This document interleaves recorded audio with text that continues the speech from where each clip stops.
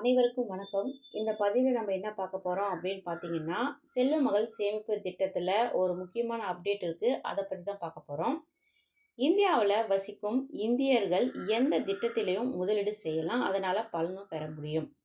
வெளிநாடு வாழ் இந்தியர்கள் செல்வ மகள் சேமிப்பு திட்டத்துல இணைய முடியுமா அப்படின்ற கேள்வி நிறைய பேருக்கு இருக்கும். ஸோ அதை பத்தி தான் இந்த பதிவில் நான் கிளியர் பண்ண போறேன். அது மட்டும் இல்லை, இதுல செலுத்தக்கூடிய பணத்திற்கு வட்டி வருமா, வரி விலக்கு இருக்கா, அதை பத்தியும் இதுல டீட்டெயிலா பார்க்கலாம். ஸோ வீடியோவை ஸ்கிப் பண்ணாம ஃபுல்லா பாருங்க. செல்வ மகள் சேமிப்பு திட்டம் அப்படின்றது பார்த்தீங்கன்னா, குழந்தைகளுக்கு ரொம்ப பாதுகாப்பாக இருக்கக்கூடிய ஒரு சேமிப்பு திட்டம் அப்படின்னு சொல்லலாம். சிம்பிளா சொல்லணும் அப்படின்னு பார்த்தீங்கன்னா, ரிஸ்க் எடுக்க விரும்பாத பெற்றோர்கள் இந்த திட்டத்துல சேர்ந்து சேமித்து வைக்கிறாங்க அவங்க குழந்தைகளுக்காக அப்படின்னு சொல்லலாம். ஆனா, எல்லாராலையும் செல்வ மகள் சேமிப்பு திட்டத்துல கணக்கு தொடங்க முடியாது. குழந்தையின் வயது அதுல ரொம்ப முக்கியம். அவங்க வசிக்கக்கூடிய இடம், அது மட்டும் இல்ல, கணக்கை யார் நிர்வகிக்கிறாங்க, அதை பொறுத்து தான் இந்த திட்டத்துல சேர முடியும் அப்படின்ற ஒரு விஷயமும் இருக்கு. நான் மேல சொன்னபடி பார்த்தீங்கன்னா, இந்தியாவுல வசிக்கும் இந்தியர்கள் எந்த திட்டத்துல வேண்டுமானாலும் முதலீடு செய்யலாம். அதாவது fixed deposit, national pension scheme, mutual fund திட்டங்கள், இப்படி எதில் வேண்டுமானாலும் தங்களுடைய பணத்தை போட்டு லாபம் பார்க்கலாம். ஆனால் என்ஆர்ஐ அப்படின்னு சொல்லப்படுகிற வெளிநாடு வாழ் இந்தியர்களுக்கு எல்லா திட்டத்திலையுமே முதலீடு செய்ய அனுமதி கிடையாதுங்க. சில திட்டங்கள்ல அவங்க வெளிநாட்டில் இருந்து கொண்டே சேமிக்கலாம். ஆனால் சில திட்டங்கள்ல அப்படி செய்ய முடியாது.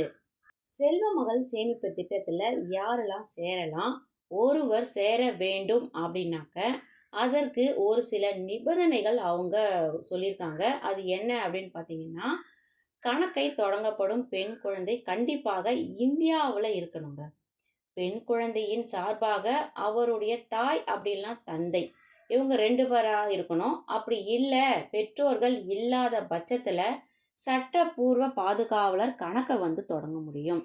இந்த கணக்கை தொடங்கப்படும் போது அந்த குழந்தைக்கு 10 வயது பூர்த்தியாகி இருக்கக்கூடாது. அதாவது 10 வயதுக்குள்ள இருக்கும் குழந்தைகள் மட்டுமே இந்த திட்டத்துல கணக்கு தொடங்க முடியும் அப்படின்னு சொல்றாங்க. 10 வயதுக்கு மேல இருக்கக்கூடிய குழந்தைகளுக்கு இந்த திட்டத்துல சேர முடியாது அப்படின்னு ஒரு விஷயத்தை சொல்றாங்க.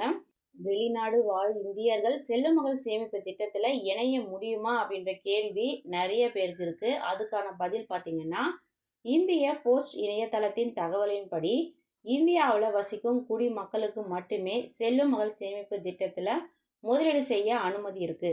வெளிநாடு வாழ் இந்தியர்கள் இக்கணக்கை தொடங்க முடியாது அப்படின்னு சொல்றாங்க. அது மட்டும் இல்லை, இந்த திட்டத்தில் செய்யப்படும் முதலீட்டுக்கு பழைய வரி முறையின் கீழ் 1.5 லட்சம் வரை வரி விலக்கு பெற முடியும். ஒரு சில திட்டங்களுக்கு கிடைக்கும் வட்டிக்கு வரி செலுத்தி தான் ஆகணும் அப்படின்னு சொல்றாங்க. ஆனால் செல்வ மகள் சேமிப்பு திட்டத்தில் செய்யப்படும் முதலீடு, அதற்கு கிடைக்கும் வட்டி மற்றும் முதிர்வு தொகை ஆகிய எதற்குமே வரி இல்லை. அதாவது முதலீடு தொகை, அதில் வரக்கூடிய வட்டி, முதிர்வு தொகை, இது மூன்றுக்குமே வரி விலக்கு வழங்கப்படுது அப்படின்னே சொல்கிறாங்க.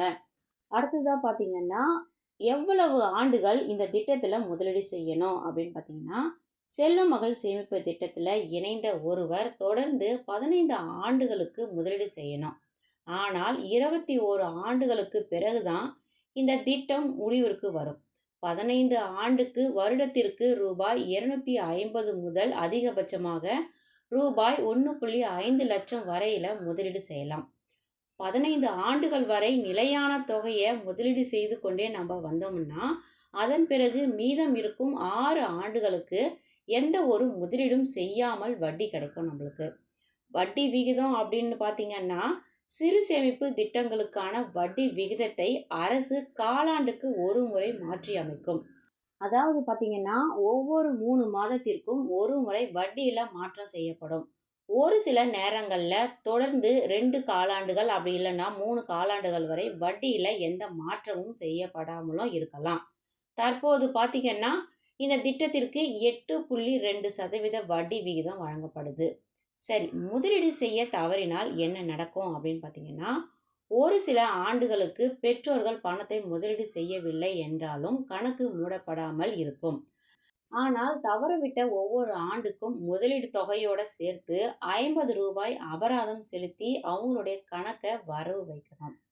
சரி, பாதியில பணம் எடுக்கலாமா அப்படின்ற கேள்விக்கு பதில் பார்த்தீங்கன்னா, குழந்தைக்கு 18 வயது பூர்த்தி அடைந்த பிறகு, அப்படி இல்லைன்னா அந்த குழந்தை 10ஆம் வகுப்பு தேர்ச்சி பெற்ற பிறகு செல்வ மகள் சேமிப்பு திட்டத்தில் இருந்து 50% வரை கல்வி செலவுக்காக பணம் எடுக்க முடியும் அவங்களால.